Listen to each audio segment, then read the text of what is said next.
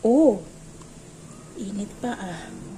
Luto na siya guys. So, matitikman natin kung binangkal nga to. Ayan. So, what's up guys? So, for today's video ay magluluto ako ng binangkal. Ito ay napanood ko rin sa isang vlogger sa Facebook.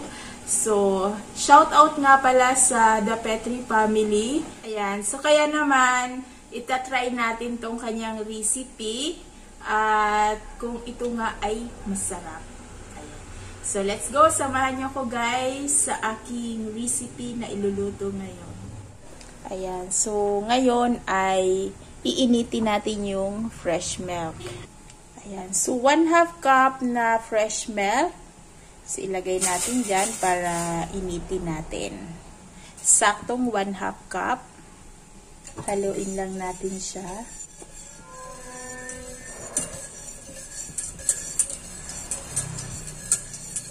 Ayan. So, oops. Mainit na yung ating milk. So, patayin na natin yung apoy. Ayan. Ayan. So, lalagyan na natin ng itlog. So, yung ating milk ay warm na siya. Hindi na siya mainit. Warm na siya. So, hindi maluluto yung egg pag nilagay natin. So, kailangan warm. Ayan. So, halu-haluin lang natin siya. Tapos, lagyan natin ng oil. Isang medium size yun na egg. Tapos, 1 tablespoon na oil. Ayan. Ngayon, halu-haluin lang natin siya. Ayan. Ayan guys, nahalo na natin yung ating milk, egg, medium size, at saka 1 tablespoon na oil. Kahit anong oil naman ang pwede natin basta oil at hindi used oil. Ayan. So, dito lang muna natin siya dahil ipiprepare natin yung flour. Okay, set aside muna natin ito dito sa tabi. Ayan. Ayan. So, dito naman sa isang bowl, ay lalagyan natin ng 2 cups of flour. Ayan.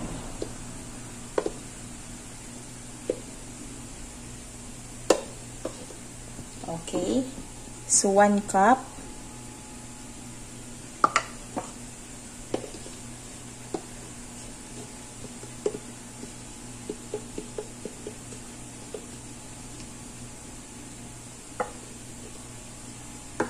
Ayan. Walang labis, walang kulang. 2 cups na flour.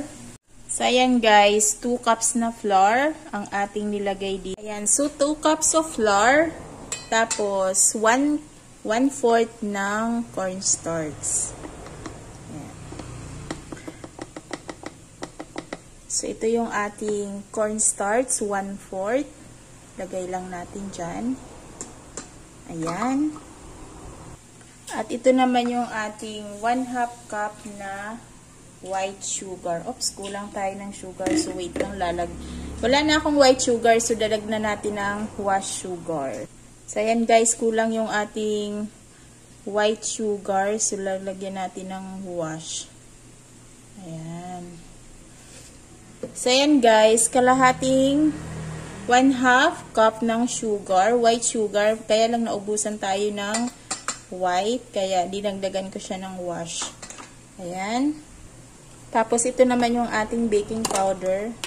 So, lalagyan natin ng 1 teaspoon na baking powder. Ayan. 1 teaspoon na baking powder. Ilagay. Ayan. So, tapos, 1/2 teaspoon na salt. 1/4 ba to? Ay, no, 1/2 pala to. Palitan natin. Ayan. So, 1/4 na salt. Ayan. Okay.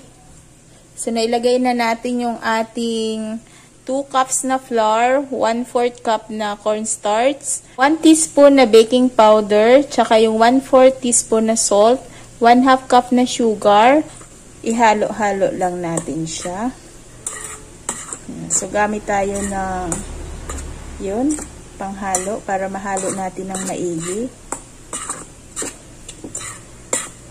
Kunin natin yung pang rest. Yan. So, gamitan natin ito para mahalo talaga natin yung ating nilagay na mga ingredients. Ayan.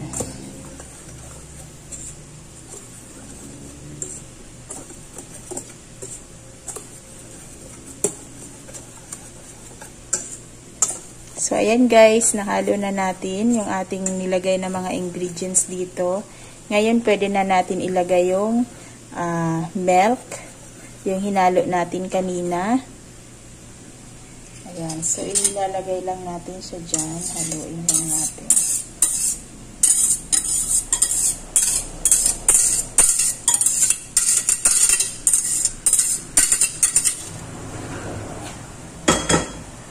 Ngayon, haluin lang natin siya.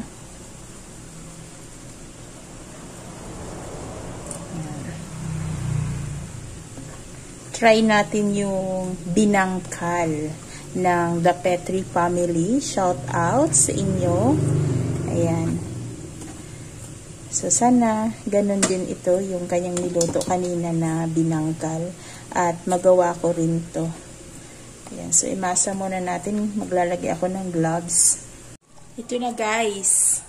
So, dito natin siya ilagay. Kasi hindi ko siya mahalo dito sa lagayan.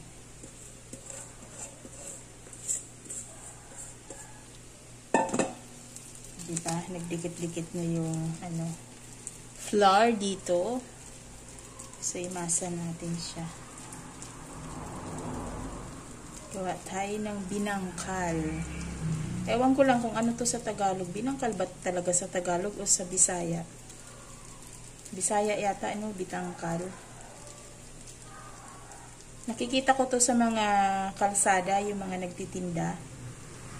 Kadalasan sa kalsada ko to nakikita kapag kami ay ra-rides.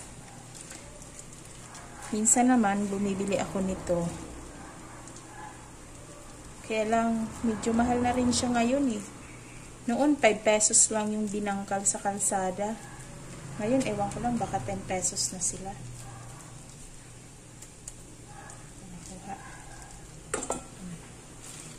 So, ngayon, masa lang natin siya. O, diba? Parang sakto lang talaga yung niya, oh. Yung milk. Yung milk niya na 1/2 cup na milk. Tapos, medium size na eggs. Parang sakto lang siya, oh. Oh. Hindi siya malagkit, guys. Hindi siya dumidikit. Ayan. Siguro nga dahil sa nilagay natin na oil na 1 tablespoon na oil. Ayan. Kunin natin itong mga sobra-sobra dito para di naman sayang. Kasi kasama yan sa bilang sa takal. Yung mga flour na yan na nagkalat dyan sa natin. Minamasahan. Oh, wow! Nakagawa na tayo ng dough. Ayan, oh.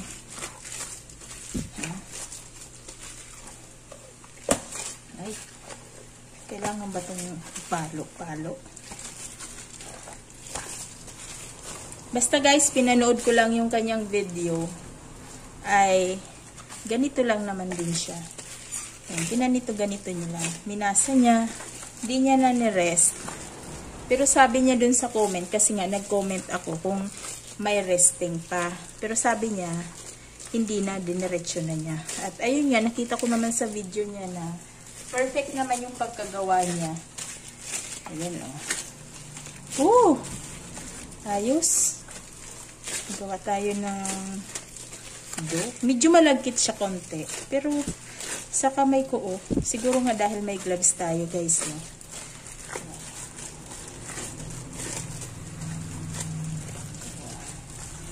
So, pwede na to. Cut natin to. Bibilugin natin to. So, kailangan ko mag-gloves kasi bibilugin nga pala to. Ayan. So, sakto na yan. Kasi kakat lang natin siya. Nahalo-halo ko naman siya maigi, oh. Wala na akong nakikitang flour. So, pwede na natin siyang i-cut.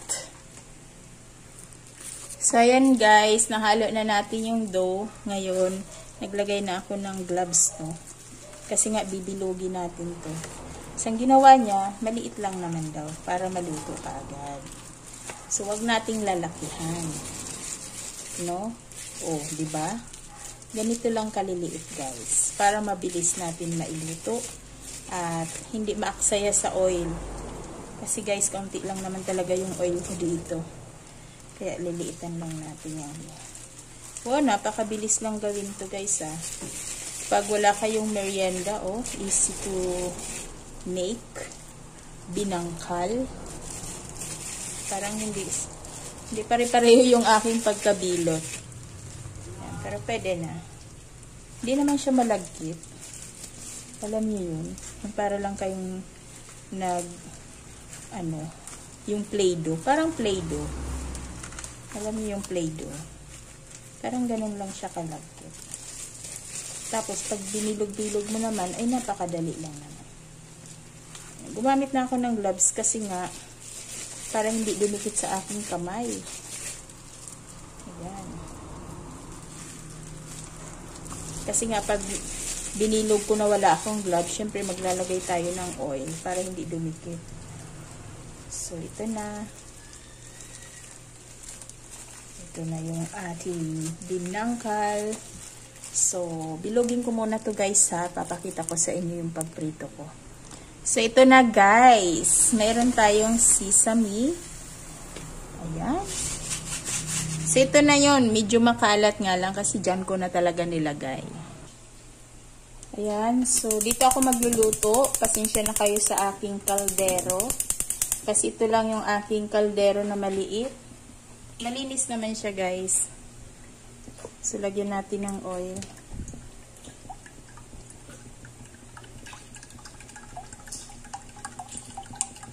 Ayan. So, tipid tayo sa oil. Pero pwede na kasi maliit nga lang yung ating binangkal. So, hintayin natin na kumulo lang siya. Tapos ngayon, ito nga, lalagay natin ng sesame. Lalagyan natin siya ng sesame seed. Yan. Para less hugasan, dito na rin natin siya yung ipatong. Malinis naman yan. Ayan. Diba? Mas masarap yung maraming sesame seeds. Dumidikit talaga yung sesame seed. Ayan. Malinis naman yung aking kamay. At ako ay naghugas naman. Mahirap kasi guys pag may gloves, no? So, tinanggal ko na yung aking gloves. Hindi naman to pang benta, kaya okay lang naman. Ako lang din naman ang kakain ito. So, favorite ko talaga yung binangkal. Kaya nga naman, nung makita ko yung binangkal ni The Petri Family, ay, ayan, napagawa tuloy ako ng kanyang binangkal. O, diba? Sintayin lang natin na uminit yung ating mantika. Ito na guys, tapos na tayo. Ayan, so nalagyan ko na siya ng sesame. Ngayon, ilalagay na natin sa mainit na mantika. Ayan. So, naka-medium heat lang siya, guys. So, try na natin siyang iprito. Ayan. Kulang nga yung talagang mantika ko. Hindi siya lubog. Kailangan kasi, guys, lubog. Kaya lang, syempre, nagtitipid tayo ng mantika, no? Ayan. So, punuin natin. Lagyan natin ng mga 6, 7. Lagyan natin sa gitna. Ayan. Ayan, so ito na siya guys. Sumukha na siyang pumuputok. So, binangkal nga siya. Ayan, so, pumuputok na siya guys. Ayan. So, baliktarin natin. Ayan, oh. Sana masarap. Okay, update ko kayo sa aking binangkal. Ito na siya guys. Pumutok na yung ating binangkal at luto na siya. Ayan, diba? Nagkulay brown na. So, tatanggalin na natin siya dyan.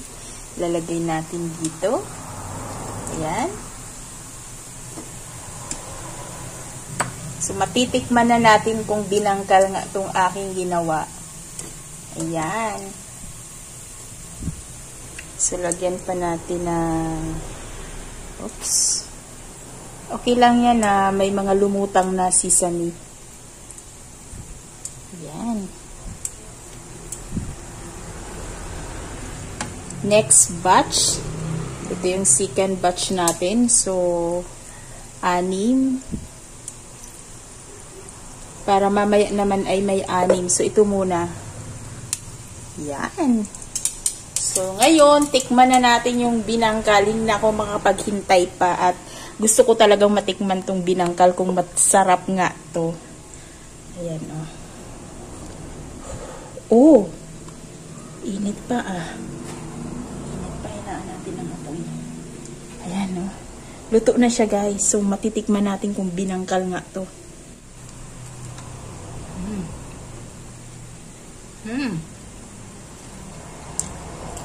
Masarap siya. Crunchy. Diba? Wala pang 30 minutes. Nakagawa na ako nito. Nakagawa na ako ng dough.